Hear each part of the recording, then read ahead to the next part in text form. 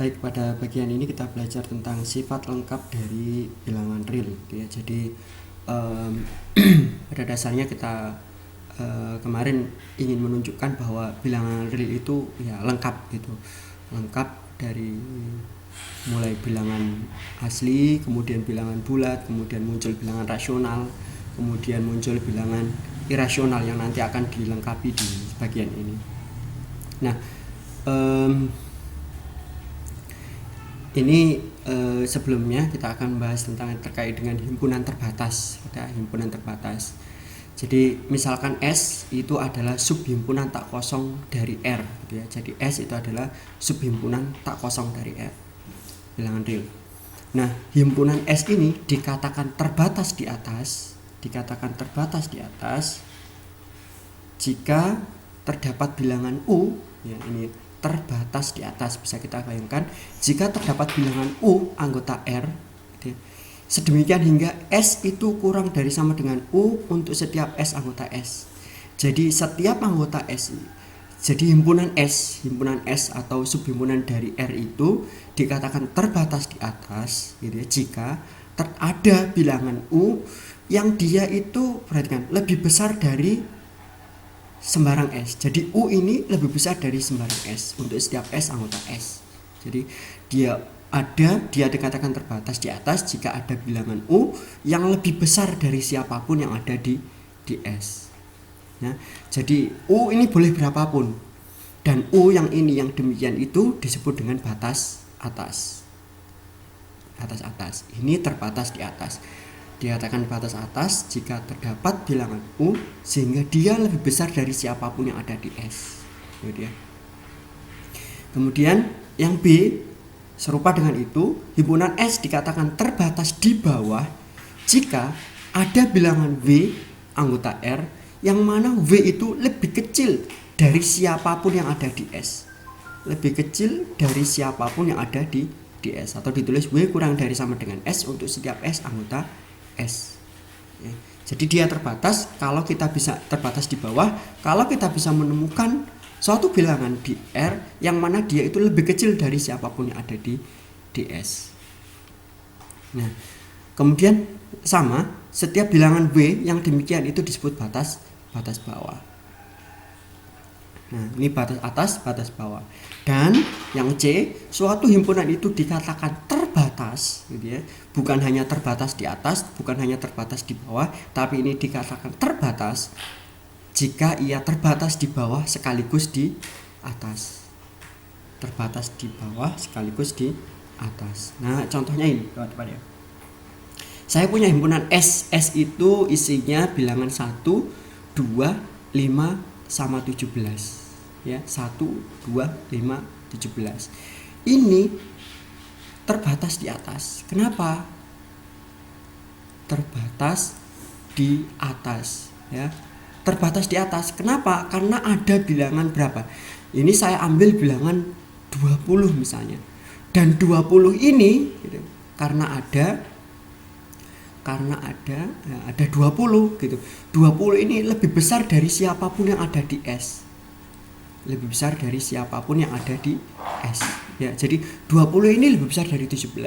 20 ini lebih besar dari 5. 20 lebih besar dari 2 dan 20 juga lebih besar dari 1. 20 ini lebih besar dari siapapun yang ada di S. Makanya dia terbatas di atas. Jadi ini 20 itu batas atas. Batas atas ini juga ada 20. Apakah hanya ada 20? Tidak, kita bisa ambil bilangan yang lain, misalkan 71 misalkan. 71 juga lebih besar dari sama dengan S untuk setiap S anggota S. Jadi 71 ini juga merupakan batas atas, ya, batas atas. Nah, apakah ada yang lain? Ya, banyak gitu. Ada sangat banyak. Ini terbatas di atas karena saya bisa nemu bilangan yang lebih besar dari siapapun yang ada di S. Apakah harus bilangan bulat? Ya tidak. Misalkan kita ambil 27,5 itu boleh gitu karena dia bilangan R. harus bilangan R itu buat 27,5 atau boleh 27, sekian gitu, yang penting dia bilangan real dan ini lebih besar dari 1, maka dia terbatas di atas. Nah, himpunan ini juga terbatas di bawah.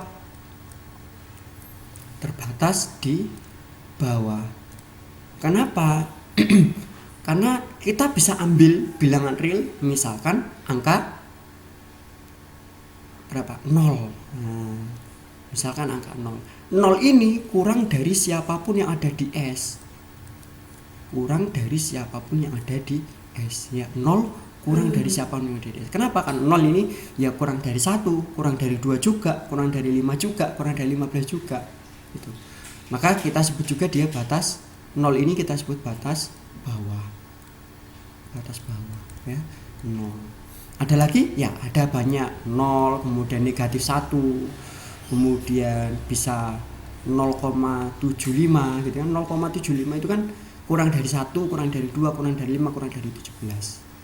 Jadi ada banyak selain 0 ini. 1 juga termasuk batas bawah. Karena 1 itu kurang dari sama dengan S. Boleh gitu ya. 1 itu kurang dari sama dengan 1, benar. 1 kurang dari sama dengan 2, 1 kurang dari sama dengan 5. Jadi 1 itu juga merupakan batas bawah. Ya. Meskipun 1 ini berada di S juga, boleh. Termasuk batas atas itu nanti juga 17, teman-teman. Jadi 17 ini juga batas atas. Ya, karena 17 itu lebih besar dari sama dengan dari ini. Gitu. Nah, kemudian contoh yang kedua, saya punya himpunan S adalah himpunan X bilangan real di mana X kurang dari sama dengan 2. X kurang dari sama dengan 2. Jadi ya kalau X kurang dari sama dengan 2 itu kalau kita gambar bilangan real itu di sini ini ada 2, maka dia ke sini ya. Semua bilangan real yang kurang dari 2 ini masuk himpunan S. Nah, dia hanya terbatas di atas. Kenapa? Ya, karena kita bisa nemu bilangan gitu. Bilangan berapa? Misalkan 3. 3 itu lebih besar dari sama dengan S. Untuk setiap S anggota S besar. Ya. Jadi dia terbatas di atas. Selain 3 kita juga bisa nemu yang lain, misalkan 4 ya. 4 juga lebih besar dari siapapun yang ada di S ya.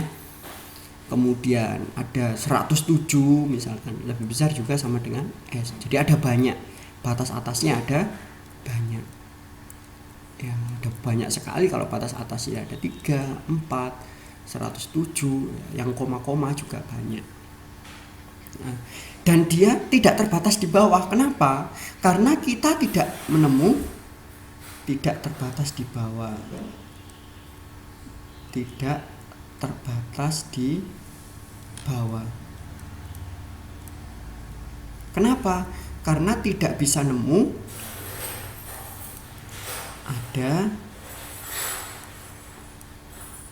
bilangan misalkan W gitu ya. W yang itu kurang dari siapapun yang ada di S. Siapapun yang ada di S ya. Ambil berapapun itu pasti ada yang lebih kecil dari dia. Yang namanya batas bawah itu kan dia harus lebih kecil dari siapapun yang ada di S. Ya, kalau kita misalkan ambil negatif 107 gitu ya. Negatif 107 apakah ini lebih kecil dari siapapun yang ada di S? Tidak. Kenapa? Karena kita bisa nemu negatif 108 yang juga anggota S, dan negatif 108 ini kurang dari negatif 107. Jadi kita tidak bisa nemu batas bawah. Jadi tidak ada batas bawah. Ada batas bawah. Tidak ada batas bawah ya. Tidak ada batas bawah. Oke, ini contoh yang nomor 2. Kemudian yang contoh yang nomor 3, saya punya himpunan X bilangan real dari negatif 1 sampai 2. Kalau kita gambar garis bilangan seperti ini ya. Ini bolong. Ini 2, ini negatif 1. Nah, ini himpunannya. Nah, kalau kita lihat batas ini nanti yang batas atas itu nanti tempatnya di sini, batas atas ya. Di sebelah kanannya 2 ini batas atas. Nah, kalau di sini kita nanti juga bisa lihat bahwa ini nanti akan menjadi batas atas ini batas bawah. Batas bawah ya. Kita lihat saja di garis bilangan ini ya.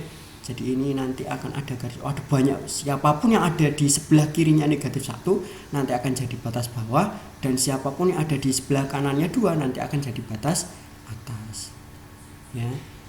Jadi kalau kita tulis batas atasnya ya bisa berapa? Bisa 2,1, bisa 7, bisa 8,5, bisa 9 dan seterusnya. Banyak sekali ya. Banyak sekali. Kemudian batas bawah ya kita kenal, ini kan negatif 1, sebelah kirinya negatif 1 itu bisa aja negatif 2, ada negatif 3,3 gitu misalkan, negatif 3,3, kemudian ada negatif 5 dan seterusnya, ada banyak sekali ya. Ini disebut batas atas, batas bawah. Oke. Nah, ini himpunan-himpunan ini terbatas di atas maupun di bawah. Oke. Nah, teman-teman sekalian, kemudian di antara batas-batas ya saya katakan tadi ya. Jadi batas atas sama batas bawah itu bisa banyak, bukan hanya satu. Nah, sekarang kita akan mendefinisikan suatu hal ya terkait dengan supremum dan infimum. Ya, jadi misalkan S itu subhimpunan tak kosong dari R. Nah, jika S terbatas di atas, apa artinya terbatas di atas? Terbatas di atas ya artinya punya batas atas. Ya, punya batas atas. Maka suatu bilangan U dikatakan supremum atau batas atas terkecil. Ya, batas atas terkecil dari S jika memenuhi kondisi U itu adalah batas atas. Apa tadi batas atas? Batas atas tadi bilangan yang lebih besar dari siapapun yang ada di S. Dan yang kedua, syarat yang kedua, jika V adalah sembarang batas atas dari S maka U kurang dari V. Jadi kalau ada batas atas yang lain, misalkan U ini batas atas, kalau ada batas atas yang lain maka batas atas itu lebih besar daripada U, maka U ini akan jadi supremum. Nah, begitu juga mirip dengan infimum. Kalau yang infimum itu adalah batas bawah terbesar. Batas bawah terbesar dari S ya. Yang namanya batas bawah terbesar syaratnya 2, yaitu W itu adalah batas bawah. Yang pertama W batas bawah, yang kedua kalau ada batas bawah sembarang yang lain ya. Kalau ada batas bawah yang lain, maka T itu lebih kecil dari W. Artinya W itu lebih besar dari batas atas. W itu batas atas paling besar. Atas paling besar.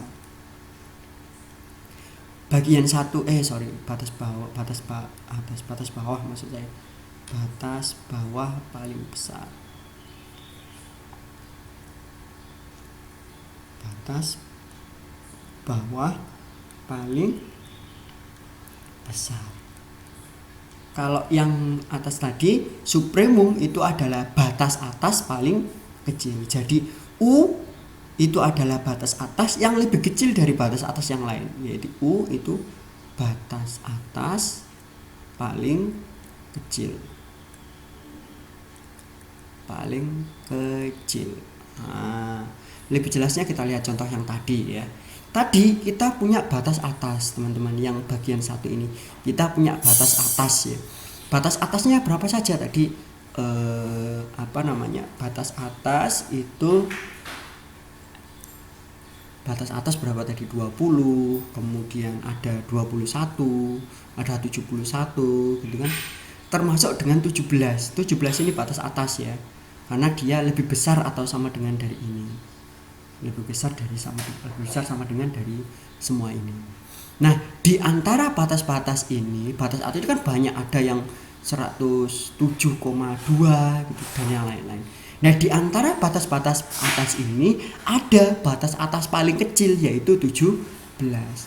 Supremum dari S itu adalah 17.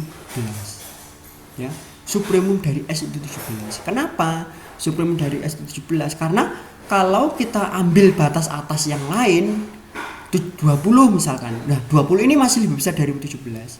21 ini juga lebih besar dari 17. Ya, 71 juga lebih besar dari 17. Jadi batas-batas yang lain itu, batas-batas atas yang lain itu lebih besar dari 17. Jadi supremum S itu 17. Yaitu batas atas terkecil. Nah, kemudian kita juga punya yang namanya batas bawah. Batas bawahnya dari S itu siapa saja? Tadi kita punya 0, negatif 1, negatif 3,3, negatif 5, termasuk juga 1.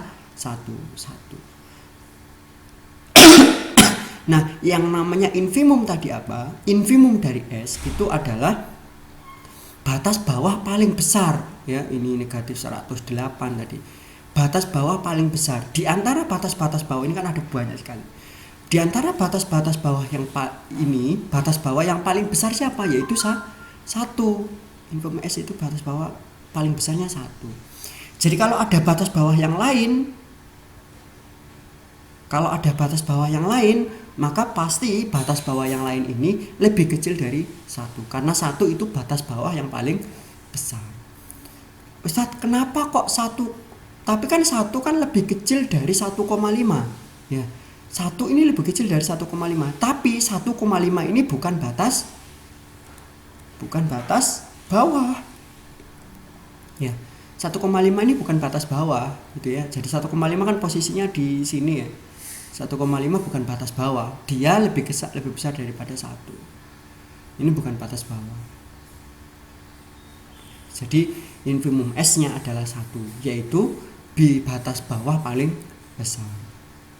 Nah, kemudian yang bagian 2 ini batas atasnya. Tadi kita cuma punya batas atas, di mana batas atasnya tadi ya ada 2, ada 3, ada 2,7, ada 3,5, ada 5, kemudian ada 1000 misalnya. Semuanya ini banyak. Ini kan semuanya batas atas 2. Nah, di antara batas-batas atas ini, batas atas paling kecil itu adalah 2, yaitu kita sebut sebagai supremum S sama dengan 2. Batas atas paling kecil. Nah, begitu juga dengan yang nomor 3, nanti kita punya bahwa supremum S itu sama dengan 2 dan infimum S itu akan sama dengan negatif 1. Biasanya teman-teman sekalian, supremum dan infimum itu ada di batas-batasnya ini, di ujung-ujungnya, ya, di ujung. Kalau kita gambar garis bilangan, ya, garis bilangan ini ada negatif 1, ini ada 2, kemudian himpunan S itu kan ini ya, himpunan S itu adalah bilangan ini S-nya. Nah, yang namanya batas atas ya, yang namanya batas atas tadi itu kan bilangan-bilangannya ada di sini. Siapapun yang ada di sebelah kanannya 2, ini kan batas atas. Begitu juga di sebelah kiri ini nanti batas bawah. Dan ini batas atas, ini batas bawah. Dan batas bawah dan batas bawah paling besar ini yang nanti yang namanya supremum infimum S. Kemudian batas atas paling kecil ini namanya supremum S. Jadi subinfimum itu hanya ada 1. Kalau batas bawah ada banyak, infimum hanya ada 1. Kalau batas atas itu ada banyak, supremum itu ada 1. Nah, kalau yang 4, contoh yang keempat ini, kira-kira supremumnya berapa, infimumnya berapa? Infimum S berapa, supremum F-nya berapa? Ya, silakan dipikirkan sendiri. Oke, nah teman-teman sekalian, ini penjelasan tadi ya. Jadi kalau misalkan saya punya S gitu, ini saya punya garis bilangan. Ini garis bilangan ini. Garis bilangan himpunan S-nya yang ini. Himpunan S itu ya pokoknya ini himpunan S itu boleh pecah-pecah gitu, yang penting dia bagian dari bilangan real. Ya, boleh pecah-pecah seperti ini. Interval ini. Nah, yang disebut sebagai batas bawah ini lower bound itu yang ini. Lower bound segini, ini batas bawah. Kemudian ini sebagai upper bound atau batas atas itu yang ini, segini banyak. Ada banyak sekali. Dan yang namanya infimum ya, cuma ini infimum 1 di ujung sini.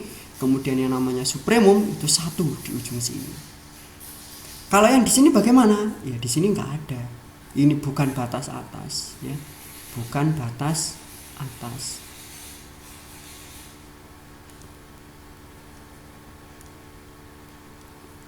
Ini bukan batas ya, bukan batas atas maupun bawah.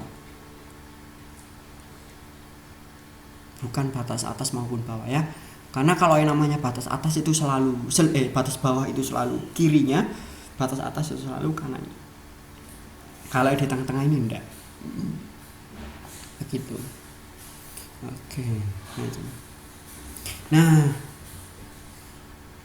sekarang kita buat formulasinya. Artinya kita buat formulasi yang lebih umum gitu agar kita bisa mengidentifikasi nanti untuk membuktikan bagaimana apakah U itu supremum atau infimumnya dan bagaimana membuktikannya. Nah, ini lemma ya. Jadi ini definisi lebih struktural, lebih matematis gitu ya. Jadi suatu bilangan U adalah supremum dari suatu himpunan tak kosong S dari R jika dan hanya jika memenuhi dua syarat. S itu kurang dari sama dengan U atau U lebih besar sama dengan S. Untuk semua S anggota S ini batas bawah, batas atas. Ya, ini menyatakan batas atas yaitu U lebih besar dari sembarang S. Kemudian jika V kurang dari U, ya, kalau ada V kurang dari U, maka terdapat S anggota S aksen anggota S sehingga V kurang dari S. Perhatikan, kalau kita punya garis bilangan, ya, kemudian ini S misalnya, ini S-nya, gitu ya. Yang disebut batas atas, yang disebut supremum itu kan ini. Supremum itu biasanya kan di ujung. Ini supremum S, sub S, ya. Sub S ini lebih besar dari siapapun yang ada di sini, ya. Lebih besar dari siapapun yang ada di sini, di S ini, ya, dia sebelah kanan. Dan kalau kita ambil bilangan V, ya, pasti ada anggota S di sini, ya, pasti anggota S yang nanti lebih besar daripada V, ya, pasti kita bisa ambil S di sini, S aksen yang lebih besar daripada V. Paham ya? Maksudnya adalah kalau supremum ini saya geser sedikit, gitu ya. Kalau supremum ini saya geser sedikit, maka pasti dia tidak jadi batas atas. Kalau saya geser ke kiri sedikit, dia pasti tidak jadi batas atas. Oke, gitu ya. Saya geser sedikit, dia pasti tidak jadi batas atas. Nah, kemudian lebih terang lagi di lemma di 234, suatu batas atas dari U, suatu himpunan tak kosong dari S di R adalah supremum jika dan hanya jika, ini kalimatnya kurang, jika dan hanya jika, ini masih ada jika dan hanya jika, untuk setiap epsilon positif terdapat S epsilon anggota S sehingga U dikurangi epsilon kurang dari S epsilon. Nah, seperti yang saya bilang, yang namanya ini penjelasan lebih matematis ya. Jadi kalau misalkan saya punya S, sekali lagi saya tuliskan, saya punya S, U itu di sini, ini U itu di ujung sini, ini U, ya. Kalau U dikurangi epsilon itu kan geser sedikit sini, di sini. Oh, sorry. Ya, begitu.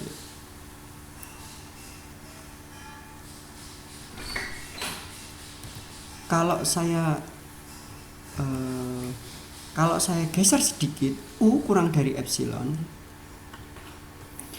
Kalau saya geser di sini, U kurang dari epsilon di sini. Ini kan kalau U di sini, kalau U kurang dari epsilon kan jadi di sini U kurang dari epsilon. U kurang epsilon. Itu kan saya bergeser ke kiri sedikit. Maka saya bisa nemu anggota S di sini. Ya, di sini ada anggota yang namanya anggota S aksen anggota S. Saya bisa nemu S aksen anggota S. Artinya apa? U min epsilon ini kurang dari S, ya. Artinya U dikurangi epsilon bukan batas atas. Selama kita bisa nemu S yang lebih besar daripada sesuatu, maka sesuatu itu bukan batas atas. ya, bukan batas atas. Nah, lebih terangnya misalkan saya berikan contoh ke bilangan saja ya. Jadi saya punya S, misalkan saya punya S itu adalah himpunan X anggota R hingga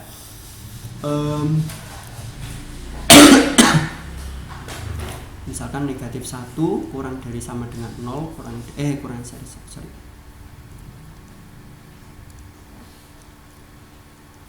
misalkan X ini kurang dari sama dengan 0 atau 1 kurang dari X kurang dari sama dengan 3. Nah, kalau ini kita gambar di garis bilangan, kan begini. Saya gambar begini ya. Jadi ini negatif 1, kemudian ini 0 bolong 0, kemudian 1 bolong, kemudian di 3 di sini. Nah, himpunan S itu ini teman-teman, himpunan S ya, himpunan S ini, himpunan S di sini ya, himpunan S. Nah, dapat kita lihat ini sebenarnya kita gampang bisa menentukan bahwa yang namanya supremum dari S ini akan sama dengan 3, dan yang namanya infimum dari S itu akan sama dengan negatif 1 ya. Kenapa? Karena 3 itu. Nah, kalau berbicara lemma yang ini, yang bawah ini ya, jadi yang bawah itu sudah lebih baru gitu ya. Jadi kalau 3 ini kan supremum S, perhatikan 3 ini jadi supremum. Kenapa? Karena kalau 3 saya kurangi sedikit, contohnya misalkan 3 dikurangi 0,001, maka dia akan jadi berapa? 3,001 itu sama dengan 2,999 ya. 3 saya kurangi sedikit jadi 2,99. Nah, 2,99 itu posisinya di mana? Di sini. Saya katakan ini posisinya di sini. Dan 2,99 ini, perhatikan teman-teman, 2,999 ini masih kurang dari berapa? Kurang dari 2,9999, ya tidak? 2,999 itu kurang dari 2,9999. Artinya padahal ini anggota S. Artinya saya bisa nemu gitu ya, anggota S yang dia lebih besar daripada 3 dikurangi sedikit ya. Jadi 3 ini kalau saya geser sedikit, saya kurangi sedikit, maka dia gagal jadi batas atas. Jadi kalau saya bisa nemu bilangan, nemu anggota S yang lebih besar daripada ini, maka dia gagal jadi supremum, gagal jadi batas atas gitu ya. Terus kenapa kok 4 bukan supremum? Misalkan kenapa kok 4 bukan supremum? Misalkan saya punya 4 di sini. 4 bukan supremum. Kenapa? Karena masih ada 3,5 yang lebih kecil dari 4, dan 3,5 ini batas atas. Kenapa 3,5 batas atas ya? Karena 3,5 itu posisinya di sini dan dia lebih besar dari sembarang yang ada di S, lebih besar daripada S. Jadi begitu. Kalau saya geser sedikit 3 supremum, saya geser sedikit, maka saya bisa nemu anggota S.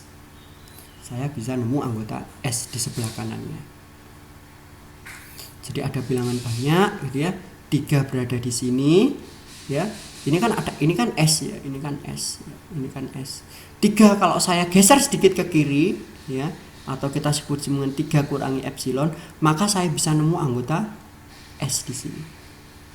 Ya, jadi 3 itu artinya berada di ujung. Begitu penjelasan terkait dengan supremum. Nah, pembuktiannya bagaimana?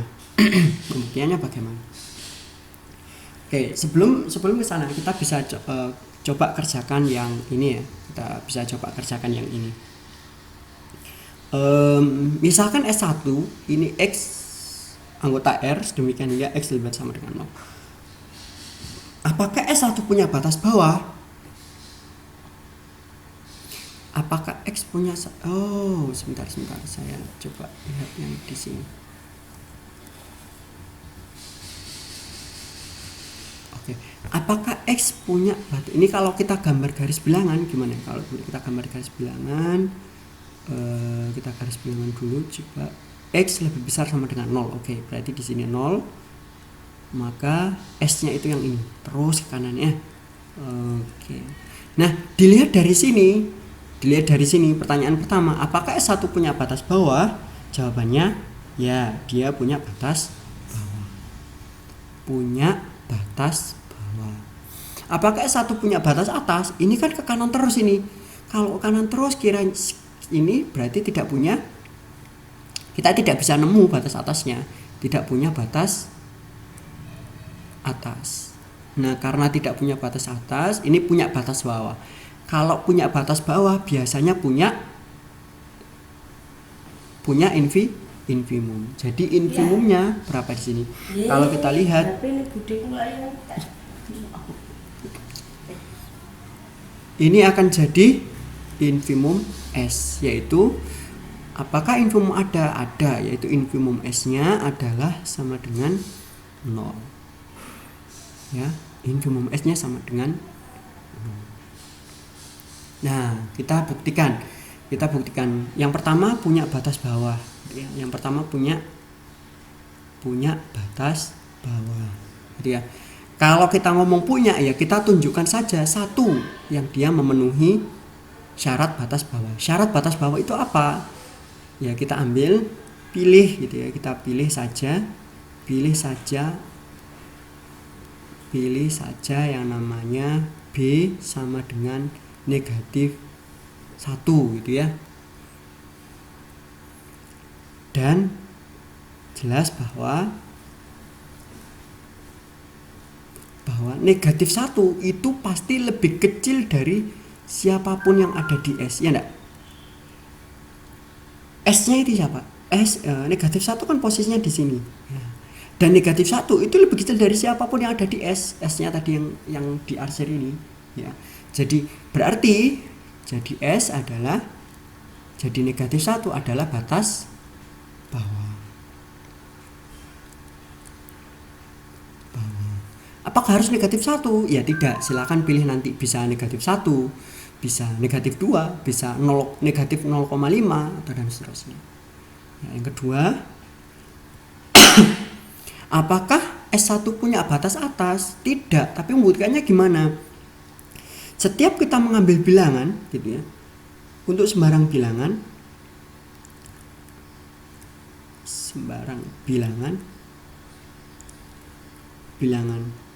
A punya batas untuk 9 bilangan A anggota R gitu ya, selalu ada gitu, dapat ditemukan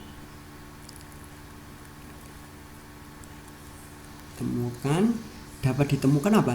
Dapat ditemukan ya yang paling gampang bilangan asli N, anggota bilangan asli, sehingga N ini lebih besar daripada N ya.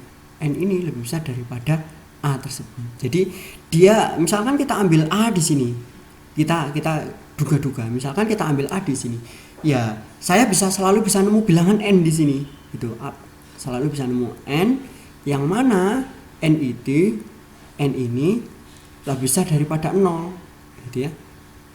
Dan ini N berarti N anggota S. Jadi saya selalu bisa nemu N anggota S yang lebih besar daripada A.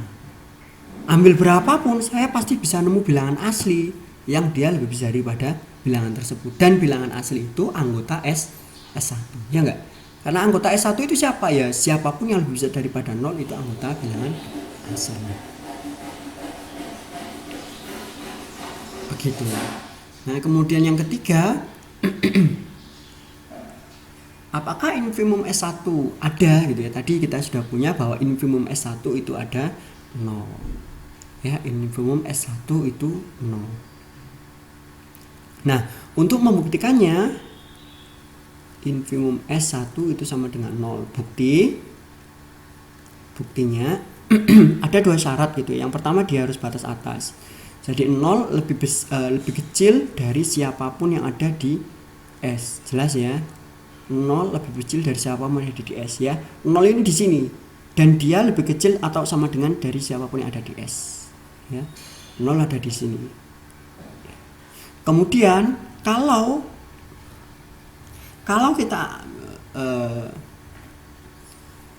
kita ambil sembarang epsilon positif gitu ya, 0 dikurangi epsilon itu pasti 0 kurang dari epsilon itu pasti kurang dari ini ya, 0 kurang dari epsilon itu sama dengan negatif epsilon. Epsilon itu positif. Ambil sembarang epsilon positif. Ini saya mau saya tambah epsilon. Karena ini infimum jadi saya tambah biar saya geser ke atas. Nah, 0 saya geser ke kanan sedikit. Epsilon ya. 0 plus epsilon ya. Jadi 0 plus epsilon itu epsilon. Ada kira-kira di sebelah kiri itu ada yang namanya epsilon per 2. Ada epsilon per 2 yang lebih besar daripada 0 dan dia lebih kecil dari epsilon. Ya enggak? Jadi kalau saya geser ke kanan sedikit, maka kita bisa nemu epsilon per 2 di sini. Epsilon per 2 itu karena dia epsilon per 2 itu lebih besar daripada 0, artinya epsilon per 2 itu adalah anggota S. Ya.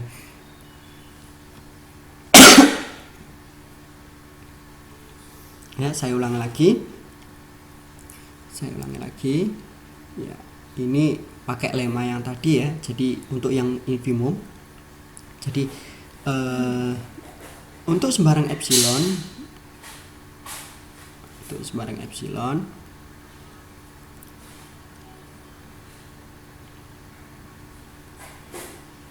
ini untuk sembarang epsilon positif gitu ya, ada epsilon per 2 yang dia itu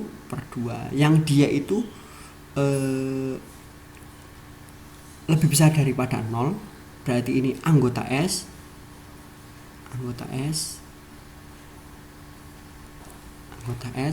dan yang memenuhi ya epsilon per 2 ini kurang dari epsilon. Artinya kalau epsilon ini, kalau 0 plus epsilon itu kan sama dengan epsilon ya. Jadi saya geser sedikit, 0 plus epsilon, dari epsilon per 2 kurang dari epsilon, yang ini kurang dari 0. Ya, jadi ini anggota S. Kalau saya geser ke kanan sedikit, saya bisa nemu anggota S yang lebih kecil dari epsilon. Ya, dari sini terbukti ya sudah gitu. Kalau kita nemu anggota S yang kurang dari ini, yang lebih besar daripada 0, ya, maka kita sebut dia sebagai sudah nggak jadi batas atas lagi gitu. Artinya sudah nggak jadi batas atas lagi.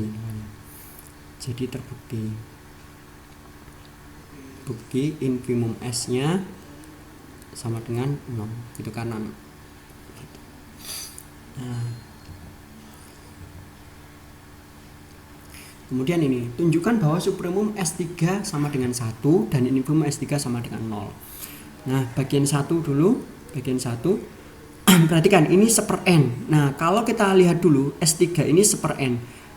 S3 berarti anggotanya siapa saja? Berarti kan 1/1 gitu ya, 1/2 gitu, 1/3 dan seterusnya 1/n dan seterusnya gitu ya.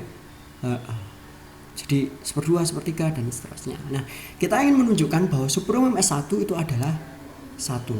Ya, bukti supremum S3 itu sama dengan 1. Buktinya yang pertama sifatnya 1 itu lebih besar daripada 1/n untuk setiap n anggota n. Bener nggak? Jadi 1 itu lebih besar dari 1/n berapapun n-nya.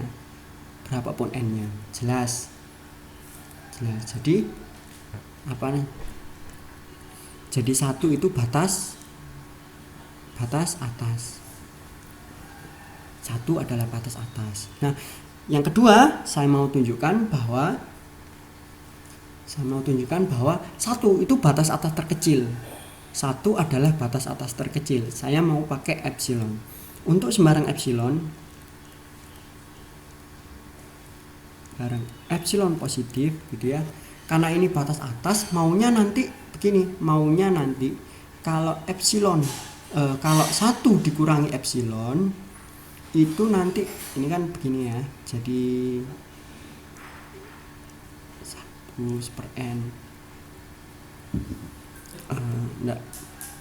1 dikurangi epsilon, nanti kita bisa nemu kalau 1 kurangi epsilon, nanti kita bisa nemu anggota n di sini 1/n. Nah, 1/n ini anggota S3 ya.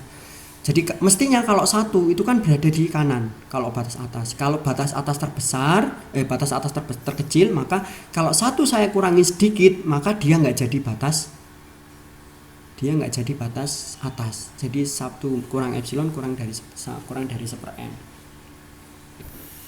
Nah, sehingga di sini kita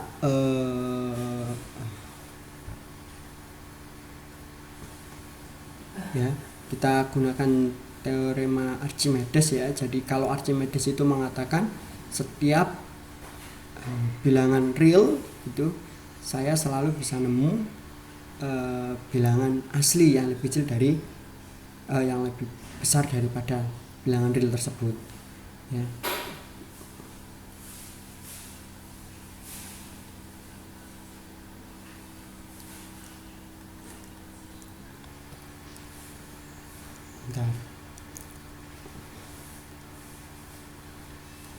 Ini Archimedes, ini mungkin belum pernah diajari tapi nggak apa-apa. Jadi untuk sembarang epsilon positif ada. Loh, ini apa ini?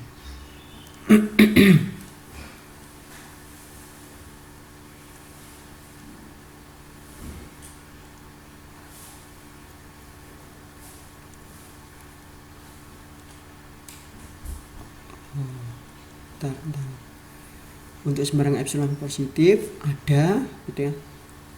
Ada n sedemikian hingga anggota bilangan asli sedemikian hingga gitu ya.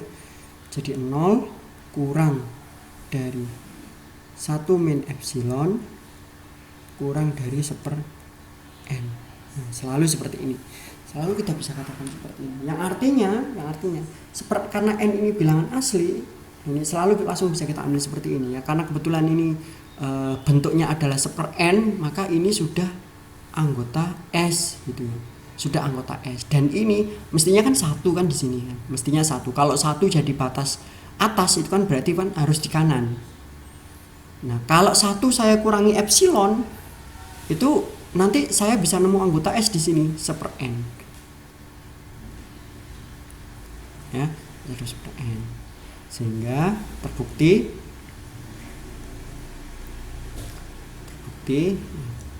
sehingga ya saya tuliskan dulu, sehingga S adalah batas atas terkecil. Sehingga S adalah batas atas terkecil.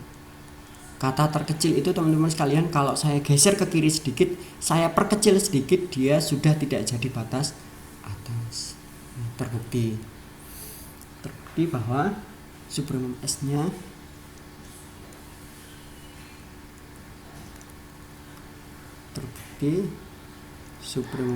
sama dengan 1. Nah, untuk yang bagian 2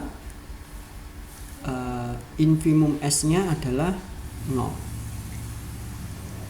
Ada 0. Buktinya bagian 1 jelas bahwa jelas bahwa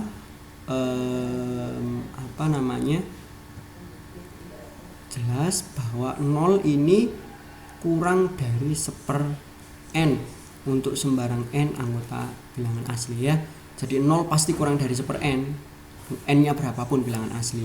Jadi 0 adalah batas bawah. Ya.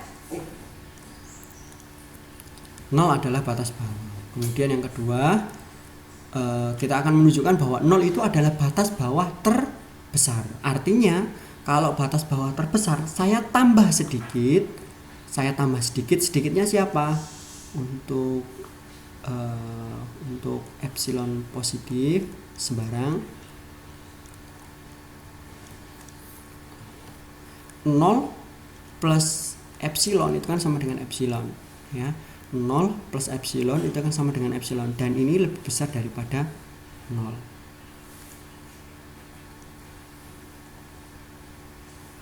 Kenapa kok 0? Ya, karena yang kita tunjukkan 0. Jadi untuk sembarang epsilon positif, jadi 0 itu kurang dari 0 plus epsilon yang sama dengan epsilon ya. Jadi 0 itu kurang dari epsilon. Nah, berdasarkan Archimedes tadi, berdasarkan Archimedes terdapat 0 terdapat n anggota n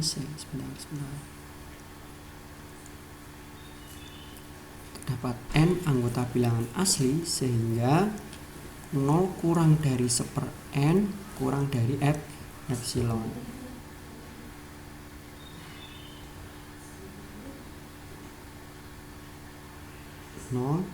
Kurang dari n, 0 kurang dari 1/n kurang dari epsilon. Gitu ya. Jadi di sini kita katakan bahwa kalau 0 saya geser sedikit menjadi epsilon, saya bisa nemu 1/n yang ini anggota S. Yang ini anggota S. Sehingga 0 adalah batas bawah terkecil.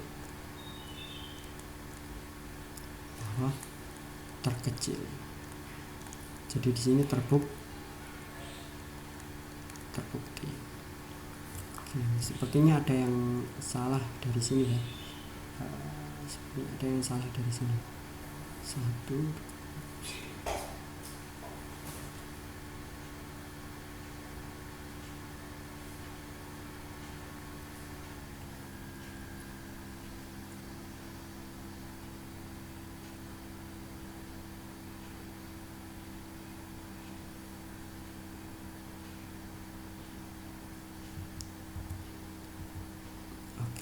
Bukti cukup ya.